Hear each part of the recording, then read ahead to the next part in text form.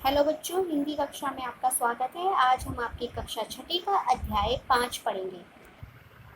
ये है मेरा, ये है मीत का।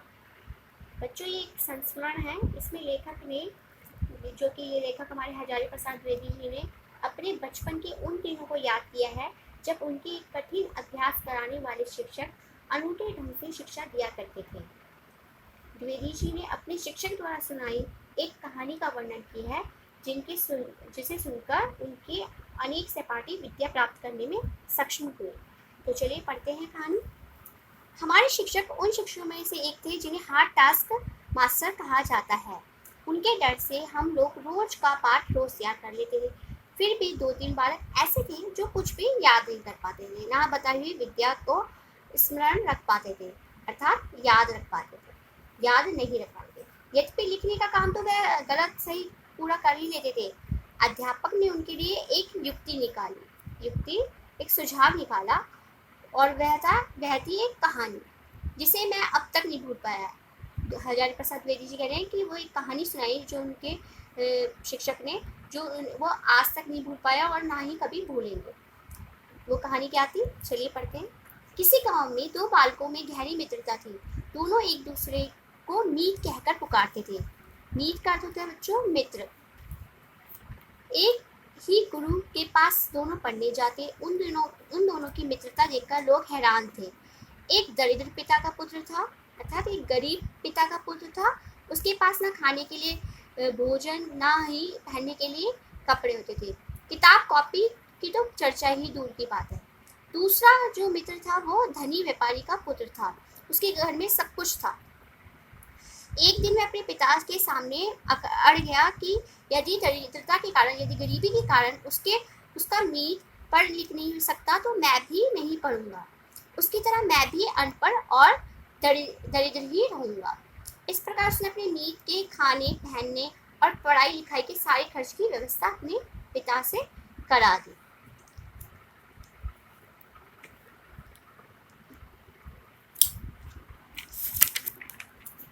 कुछ वर्षों तक पढ़ लिखकर दूसरा बालक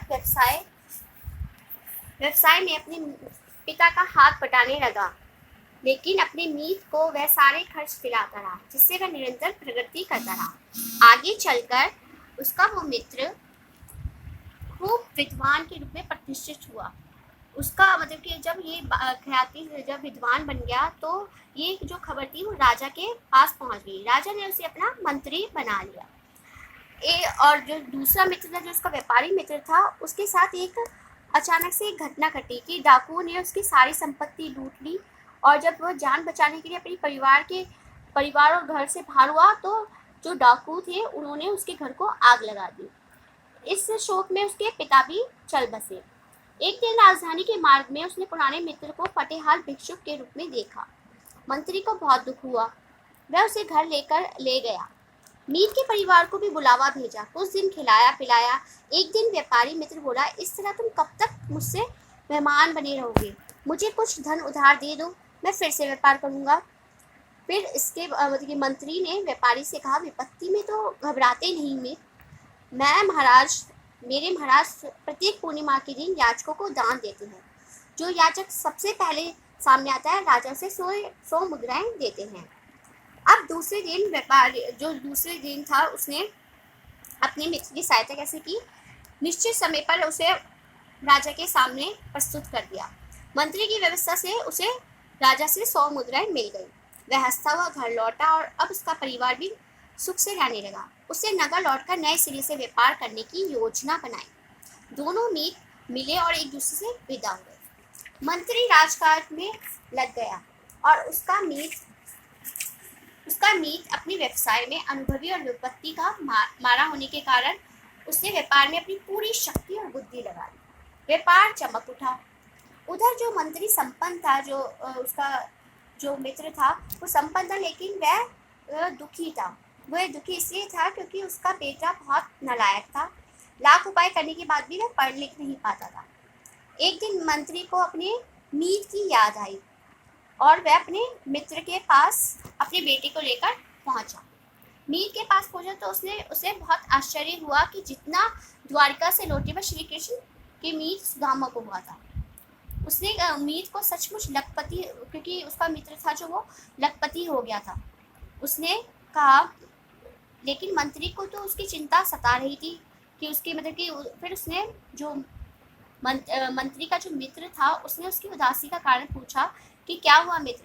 तो उसने कहा कि मैं क्या बताऊं, मेरी मतलब कि जो सहायता प्राप्त करने में से, तुम्हारी सहायता प्राप्त करने से मैं विद्वान बना, राजमंत्री भी, सारी सुविधाएं होते भी मेरा पुत्र कुछ भी नहीं सीख सका। अब बातचीत के दौरान व्यापारी के जो मित्र था उसने मंत्री पुत्र के बारे में सारी बातें जान ली थी। अब उसने उसके बेटे को बुलाया और पूछा, तुम्हें पता है कि 5 वर्ष पहले मेरा क्या हाल था? उसका पुत्र कहता है, हाँ, आप एक दरिद्र याचक थे। उसने कहा, शाबाश, तो मैं लखपति कैसे बना? तो उसका जो पुत्र होता है वो कहता है, मुझे नहीं पता। फिर वो बताता है, देखो, तुम्हारे पिता की सहायता से मैंने 100 मुद्राएं राजा से याचक बनकर ली। उनसे मैंने व्यापार शुरू किया। व्यापार में मैंने शक्ति, भक्ति और बुद्धि लगाई। लाभ होने लगा। हर बार लाभ के 2 भाग कर लेता। कहता, ये मेरा और ये मेरे मीत का। मैं दोनों भागों को अलग अलग करके व्यापार में लगाता।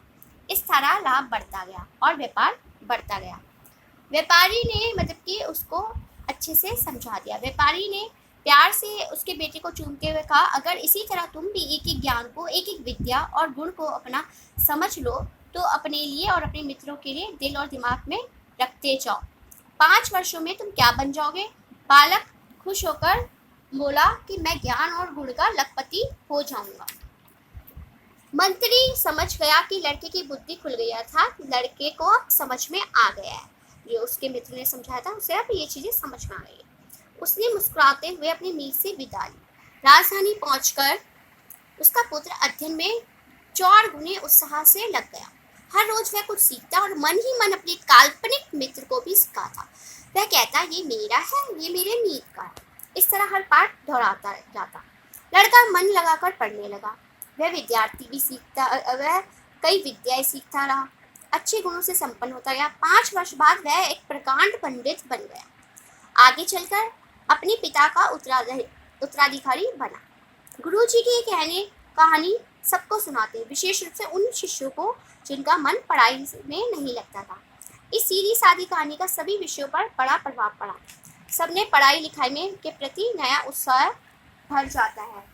तो बच्चों, इस प्रकार इस कहानी से हमने मतलब कि सह पठन की भावना व्यक्त हुई और एक दूसरे की जिम्मेदारी लेने से हमारा क्या आत्मविश्वास भी बढ़ता है, और आत्मविश्वास बढ़ने से सहयोग बढ़ता है। तो आशा करती हूँ ये कहानी आपको समझ में आई होगी। धन्यवाद।